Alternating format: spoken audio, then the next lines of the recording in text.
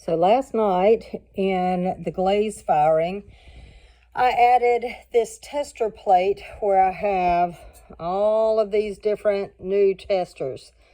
You will see in the middle of each one there's a little dot, and that's where I took some glaze from the one beside it and added to it just to see what that's going to look like over top if I wanted to layer these glazes.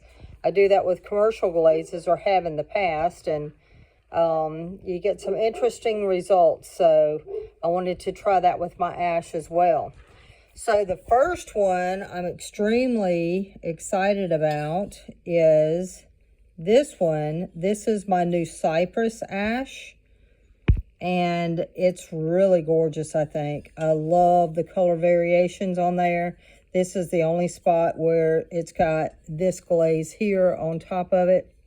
You see that it's no longer colored. It's just kind of like, I don't know, cream based or whatever.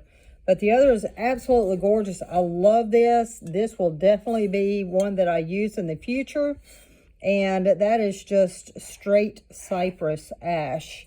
I always test a base when I have a new ash so that I know what it's going to look like on its own. This next one does have the coloring in there, and of course this is the spot with the one next to it. And you see how it kind of made like an interesting little pattern there. That could be something that I might be interested in trying to see how that looks in the future with a bigger swath of that, because that could be very interesting.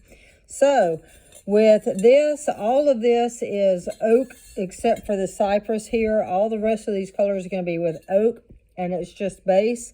And some of the original testers that I did with this color base is going to be like paper or something else, potentially. Some of it's oak, some of it's not. So I wanted to kind of just test out some more things. All right, so this one in particular is actually paper. There you go.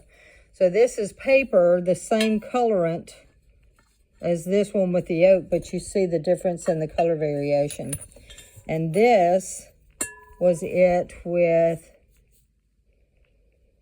a completely different melting medium, and it really looks a lot different. Plus it's a matte, so that was interesting. So you have that. That's pretty interesting.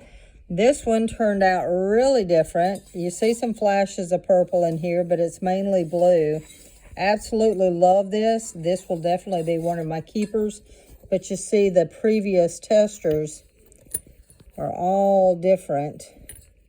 This one did turn out to be blue, but it's a little bit different. It's more runny. So I found that interesting. This one remained the same.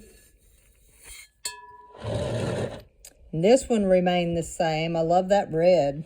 It's gorgeous. This one came out very different.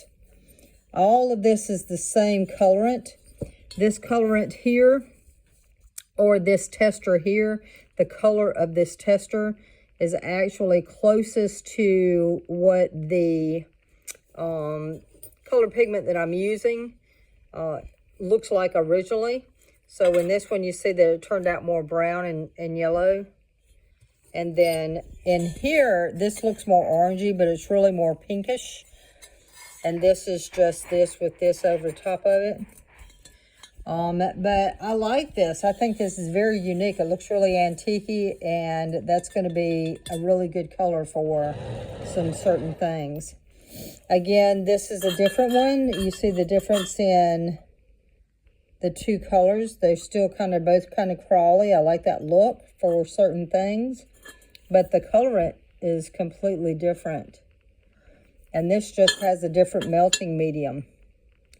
So that's interesting. And this one as well turned out really close to the same. But as you can see, it's got more brown in it, and this has more yellow. But all good. I love them all. They turned out really fantastic. I'm not unhappy about any of them. They are all absolutely stunning. And it just goes to show that even with regular ash, the sky is the limit with being able to produce and create my own unique colored glazes for my work. Really excited about this.